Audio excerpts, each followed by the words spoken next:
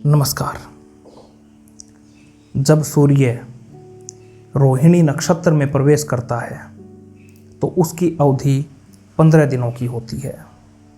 रोहिणी नक्षत्र के प्रवेश के पहले 9 दिन भयंकर गर्मी होती है, गर्म हवाएं चलती हैं जिन्हें लू कहा जाता है।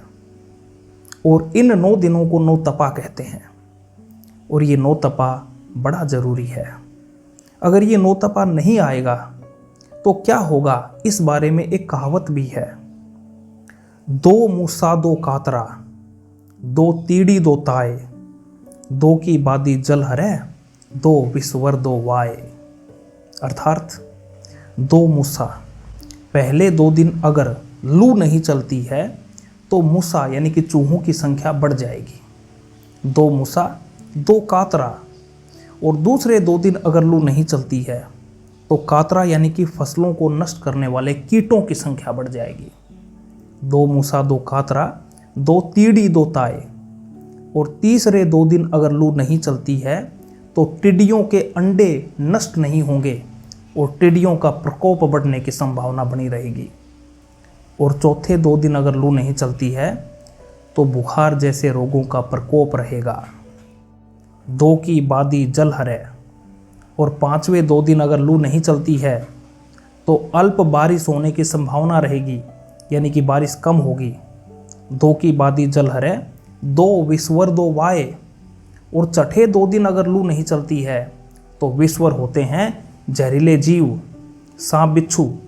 इनकी संख्या तो बढ़े हीगी, साथ ही साथ इनका जहर भी नियंत्रण से बाहर हो जाएगा। 2 की बादी जल हरे, 2 विश्वर 2 वाए, और 7वें 2 दिन यानी कि अंतिम 2 दिन अगर लू नहीं चलती है तो आंधी आने की संभावना रहेगी और बारिश बड़ी कम होगी, यानी कि फसलें नष्ट हो जाएंगी।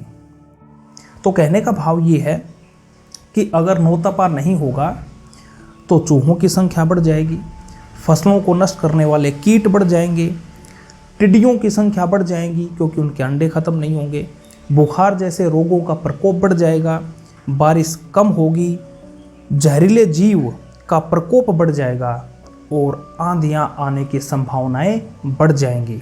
इसलिए नौतपा बड़ा ज़रूरी है। और वैसे भी कहा गया है कि मनुष्य को तो चुनौतियों का सामना करना चाहिए। रामधारी सिंह दिनकर जी ने भी तो कहा है, वर्षा अंधड़ आतप अखंड, और उसके हैं साधन प्रचंड, वन में प्रसून तो खिलते हैं, बागों में शाल ना मिलते हैं। धन्यवाद।